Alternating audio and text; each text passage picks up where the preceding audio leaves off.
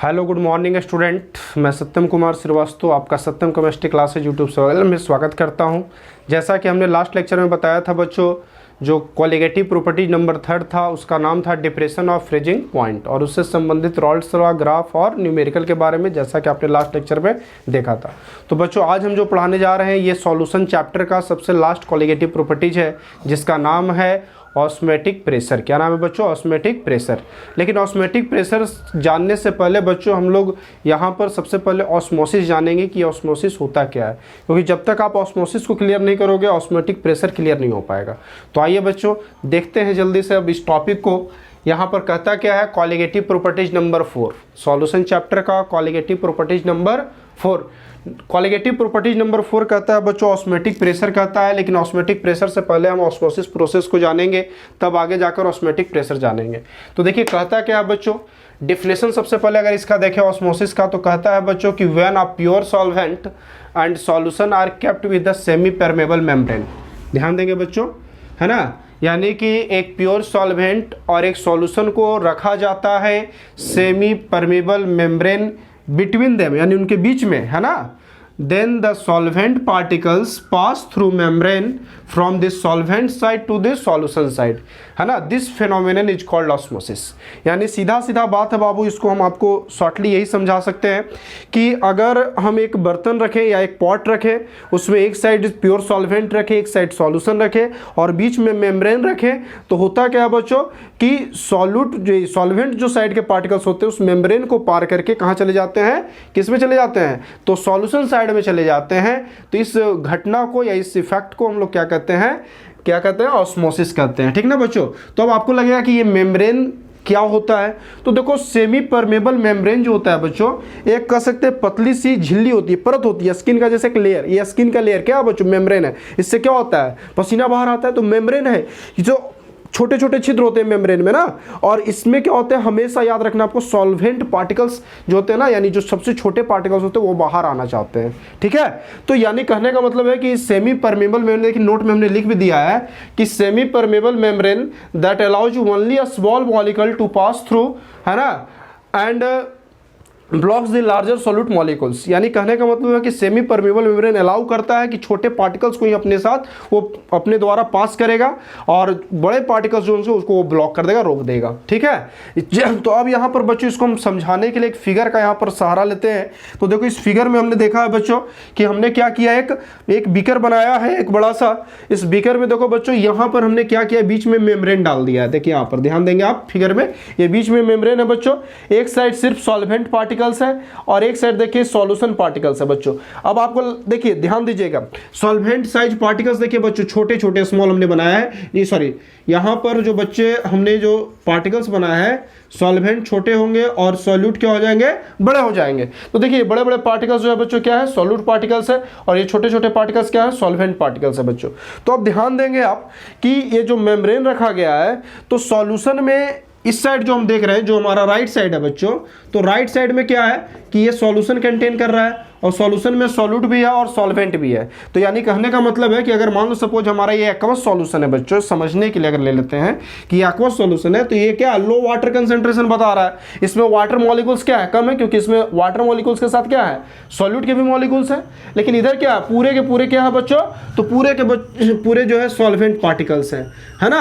यानी कि पूरे के पूरे जब सॉल्वेंट पार्टिकल्स है बच्चों यहाँ पर, तो यानी कि सब इसमें क्या है? स्मॉल मॉलिक्यूल्स है, और इसमें सब क्या है?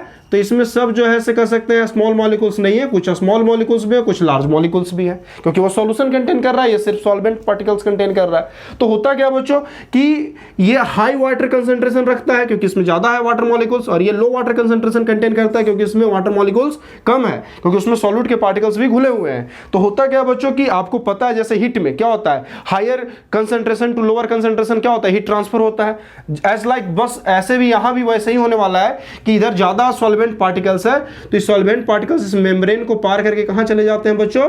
तो सॉल्यूशन साइड में चले जाते हैं, और इसी फेनोमेनन को हम लोग क्या कहते हैं बच्चों? ऑस्मोसिस कहते हैं। तो ऐसा इसलिए होता है क्योंकि मेम्ब्रेन अलाउ करता है कि छोटे पार्टिकल्स इससे पार हो सकते हैं, और ये हाई कंसंट्रेशन है और उधर लो कंसंट्रेशन वाटर था, इसलिए हाई टू लो आसानी से पास कर जाते हैं। इसी घटना को बच्चों क्या कहते हैं हम लोग? ऑस्मोसिस कहते हैं। इसको नोट करेंगे। देखिए बच्चों, यहाँ पर अब क्या हम बताने जा रहे हैं, इसके बाद जहाँ तक आपने पढ़ा ऑस्मोसिस के बाद ऑस्मोटिक प्रेशर के बारे में जानेंगे हम लोग। यही आपका कोलिगेटिव नंबर 4 है बच्चों। तो क्या कहता है कि देखिए इसका सबसे पहले डिफिनेशन नोट करते हैं। डिफिनेशन कहता है बच्चों कि the osmotic pressure of A solution is the excess pressure that must be applied to a solution to prevent osmosis, that is to stop the passage of solvent molecules through a semi permeable membrane into solution, है ना। यानी कहने का मतलब है बच्चों कि इसका डिफिनेशन यही कहता है कि हम एक ऐसा प्रेशर एग्जर्ट करते हैं जिसके कारण क्या होता हो, तो ऑस्मोसिस का प्रोसेस स्टॉप हो जाता हो, या कह सकते हो ऑस्मोसिस का प्रोसेस बंद हो जाता हो, है ना। तब हम वहाँ पर जो प्रेशर एग्जर्ट किए थे सॉल्यूशन पर, वही क्या कहलाएगा बच्चों, तो वही कहलाएगा ऑस्मोटिक प्रेशर। और इसको हमेशा हम लोग याद रखेंगे, पाई से डिनोट करेंगे। किससे डिनोट करोगे? पाई से। जैसे देखो इसको हम समझने के लिए बच्चों हमने एक फिगर ड्रा किया है। ये देखो मेरा सॉल्यूशन, इधर सॉल्वेंट है। देखो दोनों के बीच में हम ऑस्मोसिस करा रहे हैं मेम्ब्रेन के थ्रू, लेकिन अब हम क्या कर रहे हैं कि यहाँ पर देखिए एक प्रेशर लगा रहे हैं, यहाँ भी एक प्रेशर लगा रहे हैं, दोनों पे सेम प्रेशर लगा रहे हैं, लेकिन थोड़ा सा एक प्रेशर जो है एग्जर्ट ज़्यादा कर रहे हैं, पाई जो यहाँ पर थोड़ा सा एग्जर्ट ज़्यादा कर रहे हैं, इसलिए ताकि कि प्रेशर दोनों का जब इक्वल हो जाएगा बच्चों, सॉल्यूशन का प्रेशर और सॉल्वेंट का प्रेशर्स, तो दोनों के पार्टिकल्स यहाँ पर जाकर क्या हो जाएंगे, स्टॉप पासेज मॉलिक्यूल्स यानी एसपीएम के थ्रू में आ जाएंगे। यानी कि यहाँ पर उनके मॉलिक्यूल्स पास होना क्या कर जाएंगे, बंद कर जाएंगे बच्चों। क्योंकि देखो पहले से तो हमने प्रेशर इक्वल रखा है, और पाई जो है ये ऑस्मोटिक प्रेशर और एग्जर्ट कर रहे हैं, सॉल्यूशन पे ज़्यादा हमको देना पड़ा, क्योंकि इसमें सॉल्वेंट पार्टिकल्स ज़्यादा है, तो इसके पार्टिकल्स जल्दी आना चाहेंगे ना। तो इसलिए स्टॉप करने के लिए हम क्या करते हैं बच्चों कि एक थोड़ा सा प्रेशर लगाते हैं सॉल्यूशन पार्टिकल्स पर ज़्यादा, जिससे ये प्रोसेस क्या हो जाए, ये प्रोसेस पूरा स्टॉप हो जाए, यानी ऑस्मोसिस हो ही नहीं। तो इसको हम लोग क्या कहते हैं बच्चों, ऑस्मोटिक प्रेशर। अब देखो बच्चों रिवर्स ऑस्मोसिस पे आते हैं। रिवर्स ऑस्मोसिस क्या कहता है बच्चों, ऑस्मोसिस के बाद जो है एक रिवर्स ऑस्मोसिस की प्रोसेस होती है। ये भी शॉर्ट डिफिनेशन में कभी पूछता है, तो कहता है बच्चों कि if a pressure larger than osmotic pressure is applied to the solution side, है ना, द सॉल्यूशन, है ना, the solvent will flow from the solution into pure solvent. यानी अगर हम सॉल्यूशन के साइड में ज़्यादा प्रेशर एग्जर्ट कर दे बच्चों, तो होता क्या है कि सॉल्यूशन के सॉल्वेंट पार्टिकल्स सॉल्वेंट की ओर जाना शुरू कर देते हैं। तब उस प्रोसेस को हम लोग क्या कहते हैं, रिवर्स ऑस्मोसिस। मतलब समझो कि ऑस्मोसिस का उल्टा है बच्चों। इसमें ऐसे जनरली होता है कि सॉल्वेंट के पार्टिकल्स जो होते हैं वो मेम्ब्रेन को पास करके सॉल्यूशन में जाते हैं, लेकिन होता क्या बच्चों कि अगर हम सॉल्यूशन साइड प्रेशर ज़्यादा लगा दें तो वहाँ पर उल्टा केस हो जाता है, उसमें सॉल्वेंट के पार्टिकल्स न जाकर सॉल्यूशन के पार्टिकल्स जो होते हैं, वो जो सॉल्यूशन के अंदर सॉल्वेंट पार्टिकल्स है वो पास होकर चले आते हैं मेम्ब्रेन के थ्रू, कहाँ, सॉल्वेंट में। तो इसको रिवर्स ऑस्मोसिस कहते हैं। इसके बाद देखो बच्चों 3 शॉर्ट डिफिनेशन है, इसको याद रखना है। जैसे आइसोटोनिक सॉल्यूशन, आइसोटोनिक सॉल्यूशन क्या होता है बच्चों, पूछता है शॉर्ट डिफिनेशन में। तो आइसोटोनिक सॉल्यूशन क्या कहता है, तो 2 सॉल्यूशन, है ना, 2 solution having same osmotic pressure at a given temperature are called isotonic solution. यानी कि एक टेम्परेचर पे 2 सॉल्यूशन का अगर ऑस्मोटिक प्रेशर इक्वल है तो उसको हम लोग क्या कहेंगे, आइसोटोनिक सॉल्यूशन कहेंगे। हाइपरटोनिक सॉल्यूशन, हाइपोटोनिक सॉल्यूशन क्या होता है बच्चों, तो कहता है कि देखो एक सॉल्यूशन जो होता है अगर उसका लोअर कंसंट्रेशन है या लोअर ऑस्मोटिक प्रेशर है, किसके थ्रू, दूसरे सॉल्यूशन के थ्रू, तो उसको हम लोग हाइपोटोनिक सॉल्यूशन कहते हैं, दूसरे सॉल्यूशन के रिस्पेक्ट में। और हाइपरटोनिक में क्या होता है कि एक सॉल्यूशन जिसका बहुत ज्यादा कंसंट्रेशन है दूसरे सॉल्यूशन के रिस्पेक्ट में, या दूसरे सॉल्यूशन के रिस्पेक्ट में ज्यादा उसका ऑस्मोटिक प्रेशर है, तो उस सॉल्यूशन को हम लोग क्या कह सकते हैं, हाइपरटोनिक सॉल्यूशन। तो बच्चों इसको जल्दी से नोट करोगे, इसके बाद हम आगे बताते हैं। तो देखो बच्चों ऑस्मोटिक प्रेशर जानने के बाद हम लोग यहाँ पर जब पढ़ेंगे कुछ लॉ ऑफ ऑस्मोटिक प्रेशर के बारे में। कुछ लॉ दिए गए ऑस्मोटिक प्रेशर से रिलेटेड, जिसमें लॉ जो दिया गया वो वांट्स हॉफ के द्वारा दिया गया। किसके द्वारा दिया गया बच्चों, वांट्स हॉफ के द्वारा। कहता है van't Hoff express some law for osmotic pressure of dilute solution are called law of osmotic pressure. कुछ इन्होंने लॉ दिया osmotic pressure of dilute solution के लिए, जिसको हम लोग लॉ ऑफ ऑस्मोटिक प्रेशर कहते हैं। जिसमें सबसे पहला लॉ है देखो बच्चों, जैसा सबसे पहले तो ये जान लेना कि वांट हॉफ का एक चीज़ कहना क्या था कि किसी भी डाइल्यूट सॉल्यूशन का जो ऑस्मोटिक प्रेशर होता है बच्चों, वो बिल्कुल उस प्रेशर के इक्वल होता है जो आइडियल गैस का प्रेशर होता है। यानी कि डाइल्यूट सॉल्यूशन का जो ऑस्मोटिक प्रेशर होता है वो किसके इक्वल होता है, तो आइडियल गैस के जो प्रेशर होते हैं उसके इक्वल माना जाता है। ये कहना था वांट हॉफ का। इसलिए इन्होंने क्या किया है, जितने भी लॉ बनाए हैं उस सारे लॉ में क्या किया इन्होंने, तो आइडियल गैस के लॉ को, आइडियल गैस के प्रेशर के लिए जो लॉ दिया गया है उसको इन्होंने क्या कर दिया, मिक्सअप कर दिया है। और इसी चीज़ को हम यहाँ पर आप क्लियर करेंगे बच्चों। तो देखिए कहता क्या first law, Boyle's van't Hoff law. देखिए बॉयल्स लॉ जो है किसके लिए चलता है, तो प्रेशर ऑफ आइडियल गैस के लिए चलता है। अब यहाँ पर यहाँ बॉयल वार्न्स ऑफ हो गया, मतलब वार्न्स ऑफ ने इसको डाइल्यूट सॉल्यूशन के ऑस्मोटिक प्रेशर के लिए बना दिया, किसके साथ मिलकर, बॉयल्स के साथ मिलकर। कहता क्या बच्चों कि at constant temperature the osmotic pressure of dilute solution is directly proportional to the concentration of solution. कहता है कि जो अगर टेम्परेचर अगर कांस्टेंट हो बच्चों, तो वहां पर जो प्रेशर है, ऑस्मोटिक प्रेशर है सॉल्यूशन का, वो किसका प्रोपोर्शनल है, कंसंट्रेशन ऑफ सॉल्यूशन का प्रोपोर्शनल है। तो इसके लिए हमने एक एक्सप्रेशन बनाया बच्चों, लेट कर लेते हैं, ऑस्मोटिक प्रेशर पाई और सॉल्यूशन का कंसंट्रेशन सी।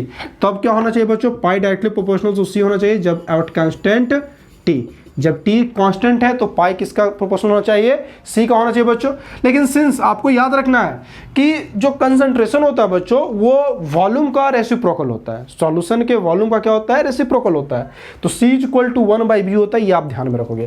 तो हम यहाँ C की जगह पर क्या रख सकते हैं, 1/v रख सकते हैं। तो पाई डायरेक्टली प्रोपोर्शनल तो क्या हो जाएगा बच्चों, 1/v, और पाई इक्वल टू क्या होगा, प्रोपोर्शनल हटाओगे तो कांस्टेंट से गुना करोगे ना, कांस्टेंट मल्टीप्लाई करोगे, कांस्टेंट हो जाएगा K इंटू 1/v। K क्या बच्चों, कांस्टेंट है, यही जाकर आगे फिर आइडियल गैस का गैसेस कांस्टेंट बन जाएगा बच्चों। अभी यहां पर हम के लेकर चले रहे और यहां हो जाएगा पाई वी इज इक्वल टू के। तो ये था फर्स्ट लॉ, इसको आप नोट करोगे। तो देखो बच्चों अब यहां पर हम लोग जानेंगे सेकेंड लॉ। पहला लॉ में हमने पढ़ा था बॉयल वांट हॉफ लॉ, तो अब इसके बाद है सेकंड लॉ में कहता है चार्ल्स वांट हॉफ रूल। देखो चार्ल्स वांट हॉफ रूल क्या कहता है बच्चों कि एट कांस्टेंट कंसंट्रेशन, अब कंसंट्रेशन को अगर हम कांस्टेंट रखते हैं सॉल्यूशन का, तो जो ऑस्मोटिक प्रेशर होता है डाइल्यूट सॉल्यूशन का वो डायरेक्टली प्रोपोर्शनल किसका हो जाता है बच्चों, टेम्परेचर का हो जाता है, एब्सोल्यूट टेम्परेचर। यानी कि जिस समय सॉल्यूशन का जो टेम्परेचर पे उसको सॉल्यूशन को बनाया गया होगा वो टेम्परेचर का डायरेक्टली प्रोपोर्शनल हो जाता है। तो अगर पाई तो पता ही आपको बच्चों ऑस्मोटिक प्रेशर होता है और टी टेम्परेचर होता है, तो पाई डायरेक्टली प्रोपोर्शनल टू टी हो जाएगा सेकंड लॉ के थ्रू। एट कांस्टेंट सी पर तो हम प्रोपोर्शनल हटाएंगे तो क्या लगाएंगे, कांस्टेंट के लगाएंगे बच्चों। तो पाई इक्वल टू क्या हो जाएगा, के इंटू टी, और पाई टी इक्वल टू क्या आप लिख सकते हैं, pi by T equal to K लिख सकते हैं। ठीक है बच्चों, आगे देखिए थर्ड लॉ क्या कहता है। सेकंड लॉ के बाद हम आते हैं, ये एवोगाड्रो वांट हॉफ रूल है। ये वांट हॉफ एवोगाड्रो के साथ मिक्सअप होकर जो है कह सकते हैं बनाया है लॉ को। कहता है at constant C and T, C and T का मतलब बच्चों सी से कंसंट्रेशन, टी से टेम्परेचर, यानी at constant concentration and temperature the osmotic pressure of dilute solution is directly proportional to the number of moles of solute। यानी यहाँ पर बताता है कि अगर हम किसी सॉल्यूशन के जो है कह सकते हैं कि कंसंट्रेशन को और टेम्परेचर को दोनों को क्या करें, अगर हम कांस्टेंट रखें, दोनों को क्या रखें, कांस्टेंट रखें, कंसंट्रेशन को भी और टेम्परेचर को भी, तब क्या कहता है कि जो सॉल्यूट का जो नंबर ऑफ मोल्स होगा उसी का प्रोपोर्शनल हो जाएगा क्या, डाइल्यूट सॉल्यूशन का ऑस्मोटिक प्रेशर। तो बच्चों इसके लिए हम यहाँ एक एक्सप्रेशन लेट करेंगे। इसके लिए एक्सप्रेशन क्या लेट करेंगे कि let the number of moles of solute is equal to small n, और पाई जो होगा क्या हो जाएगा तब डायरेक्टली प्रोपोर्शनल टू एन होना चाहिए बच्चों लॉ के अनुसार, और वहां पर क्या होना चाहिए, at constant C and T होना चाहिए। तो यहाँ पर हम कह सकते हैं पाई इक्वल टू क्या हो जाएगा, के इंटू एन, यानी के इक्वल टू क्या हो जाएगा, कांस्टेंट, तो हम कहेंगे pi by n equal to K हो जाएगा बच्चों। तो इसको जल्दी से नोट कर लेंगे, इसको मिक्सअप करके एक जो है हम यहाँ पर क्या देंगे बच्चों, equation of dilute solution contain करेंगे। तो देखो बच्चों अब इसके बाद जानेंगे equation of dilute solution. Dilute solution का इक्वेशन क्या होगा, तीनों लॉ को मिक्स करके एक डाइल्यूट सॉल्यूशन के लिए इक्वेशन बनाया गया बच्चों। तो देखिए एक्सप्रेशन क्या कहता है कि हम चलते हैं सबसे पहले फ्रॉम बॉयल लॉ। तो बॉयल वांट हॉफ लॉ के अकॉर्डिंग क्या कहता है बच्चों, पाई डायरेक्टली प्रोपोर्शनल टू 1/v, आपने इस पहले एक्सप्रेशन में पढ़ा है। दूसरा कहता है from Charles van't Hoff rule के थ्रू अगर चलते हैं तो पाई डायरेक्टली प्रोपोर्शनल तो क्या हो जाएगा बच्चों, टी हो जाएगा, ये सेकंड इसको मान लेते हैं इक्वेशन। इसके बाद थर्ड कहता है from Avogadro van't Hoff rule, pi directly proportional तो हमने क्या बताया था, एन, इसको मान लेते हैं इक्वेशन थर्ड। अब हम लोग चलते क्या बच्चों, तो तीनों इक्वेशन को आपस में इक्विवेलेंट कर देते हैं। तो यानी कि पाई डायरेक्टली प्रोपोर्शनल टू क्या हो जाएगा, देखो सब में इस साइड पाई है तो 1/v into T into N. अब यहाँ प्रोपोर्शनल को हटाएंगे तो कांस्टेंट का इस्तेमाल करेंगे बच्चों, और यहाँ देखिए एक नया कांस्टेंट हमने लाया है, के की जगह पर हमने क्या ला दिया है, आर। आर का मतलब क्या बच्चों, तो आर यहाँ पर जो है हमने बताया था कि देखो इक्वेशन ऑफ डाइल्यूट सॉल्यूशन जो बनाया गया, डाइल्यूट सॉल्यूशन का ऑस्मोटिक प्रेशर के लिए जो वांट हॉफ ने लॉ दिया है वो बताया है कि वो किसके इक्वल है, तो आइडियल गैस के वेपर प्रेशर के, आइडियल गैस के प्रेशर के क्या है, इक्वल है। तो इसलिए हम आइडियल गैस कांस्टेंट इस्तेमाल कर रहे हैं, एक गैसियस कांस्टेंट इस्तेमाल कर रहे हैं क्या, आर। तो पाई इक्वल टू क्या हो जाएगा, R into 1/v into T into n, यानी कि यहां से v को इधर लाएंगे बाबू तो क्या हो जाएगा, pi v is equal to n R T. एक इक्वेशन बनेगा pi v is equal to nRT, इसको आप कहोगे equation of dilute solution, where R is equal to क्या कहता है बच्चों, गैसियस कांस्टेंट है, और इसकी वैल्यू जो होती है वो आपको हमेशा न्यूमेरिकल में कितनी रखनी होगी, 0.0821 ATM लीटर पर केल्विन पर मोल, उसकी यूनिट होती है बच्चों। इसके बाद देखो नीचे हम यहाँ पर देख टॉपिक लिखे बच्चों, जो अक्सर पूछ देता है कभी कभी आपसे क्वेश्चन में भी, और कि जो है ना कैसे मोलर मास ऑफ सॉल्यूट निकालोगे इक्वेशन ऑफ डाइल्यूट सॉल्यूशन से। तो देखिए हम यहाँ बताते हैं determination of molar mass of solute by equation of dilute solution. तो इसके लिए सबसे पहले हम इक्वेशन लिखते हैं डाइल्यूट सॉल्यूशन का बच्चों, क्या होता है, पाई वी इक्वल टू nRT, इसको इक्वेशन हम क्या मान लेंगे, फर्स्ट लेट कर लेंगे। इसके बाद n क्या है बच्चों, यहाँ पर number of moles of solute है, और number of moles of solute कैसे निकालते हैं, given mass by molar mass. तो गिवन मास को स्मॉल m मान लिया है, मोलर मास को क्या मान लिया है, W मान लिया है। तो क्या हो जाएगा बच्चों, स्मॉल m नहीं है, इसको a मान लो बच्चों, a लेट कर लो, क्योंकि मोलारिटी से भी एक ही टाइप का यूज करेंगे तो अच्छा रहेगा, याद रहेगा पूरे चैप्टर में, a बाई W। तो हम यहाँ पर क्या करेंगे, इस वैल्यू को हम इक्वेशन फर्स्ट में रखेंगे n की वैल्यू को, तो पाई वी इक्वल टू क्या हो जाएगा, a by W into RT हो जाएगा। देयरफॉर W इक्वल टू क्या हो जाएगा बच्चों, तो a RT by pi V, यहाँ पर W क्या है बच्चों, तो लिख सकते हो आप where W is equal to molar mass of solute. तो ऐसे आप जो है ना कर सकते हैं molar mass of solute find करोगे बच्चों।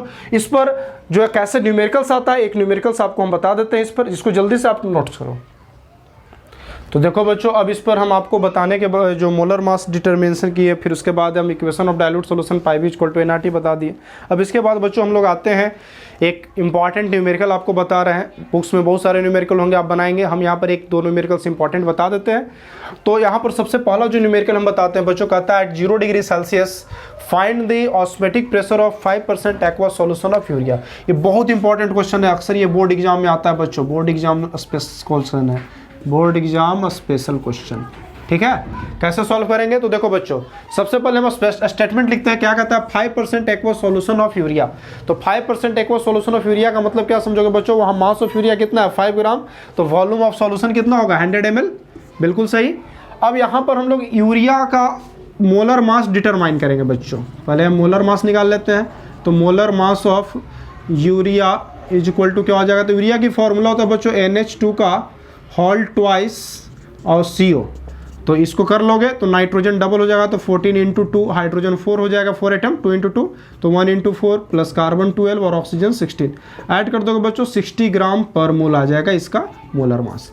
तो यानी हम यहाँ पर एक चीज लिखने वाले बच्चों कि सिंस 5 ग्राम यूरिया कितना वॉल्यूम सॉल्यूशन में प्रेजेंट है, 100 ml में प्रेजेंट है, तो देयरफॉर 1 ग्राम कितना प्रेजेंट होगा बच्चों, तो 100/5 ml में हो जाएगा, तो 60 ग्राम कितना में हो जाएगा, यानी 60 ग्राम जो यूरिया का मोलर मास है बच्चों, यानी 1 मोल कंटेन 1 मोलर मास। 1 मोल कंटेन होता है कंपाउंड का, क्या कंटेन करता है, मोलर मास कंटेन करता है। तो हम यहाँ पर नंबर ऑफ मोल्स को डायरेक्टली बच्चों न लिखकर हम क्या कर रहे हैं कि हम टोटल बता दे रहे हैं कि उसके 1 मोल में कितना जो है वॉल्यूम होगा।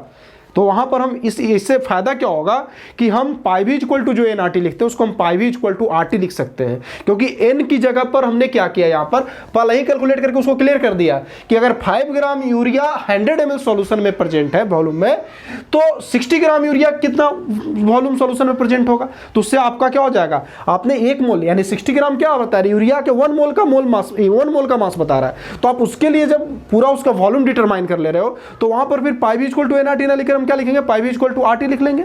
तो अब यहां पर देखिए बच्चों, सिंस क्या कहा हमने कि 5 ग्राम यूरिया जो होता है 100 ml वॉल्यूम ऑफ सॉल्यूशन में प्रेजेंट है, तो 1 ग्राम कितना में, 100/5 ml में, तो देयरफॉर 60 ग्राम कितना में हो जाएगा बच्चों, तो 100/5 इंटू 60 यानी 1200 ml हो जाएगा। लेकिन सॉल्यूशन को हम लोग किसमें बनाते हैं बच्चों, वॉल्यूम को लीटर में बनाते हैं, तो V की वैल्यू कितनी हो जाएगी लीटर में, 1.2 लीटर, 1000 से डिवाइड कर देंगे। तो अब देखिए बच्चों, यहाँ पर हम कुछ गिवन अब लिखते हैं। गिवन क्या लिखते हैं, जैसे वॉल्यूम कितना आ गया 1.2 लीटर, आर गैसेस कांस्टेंट इसकी वैल्यू आपको पता है कितना 0.0821, और टेम्परेचर क्वेश्चन में दिया हुआ बच्चों 0 डिग्री सेल्सियस, यानी इसको केल्विन में कन्वर्ट करेंगे तो 0 प्लस क्या हो जाएगा 223 केल्विन, यानी कि 273 केल्विन। अब हम लोग को पता है बच्चों कि पाई वी इक्वल टू RT, जैसे पाई वी इक्वल टू आपको nRT पता है बच्चों, एक चीज आप क्लियर रहोगे, पाई वी इक्वल टू क्या पता है आपको, nRT। लेकिन जब हम डिटरमाइन कर लेते हैं उसके 1 मोल मास का, हम वॉल्यूम डिटरमाइन कर लेते हैं तो वहाँ पर हम n को इजीली रिप्लेस कर देते हैं और ये इक्वेशन n की वैल्यू कितनी हो जाती है, वहाँ पर 1 मोल हो जाती है। और जब 1 मोल हो जाती है तो बच्चों तो पाई भी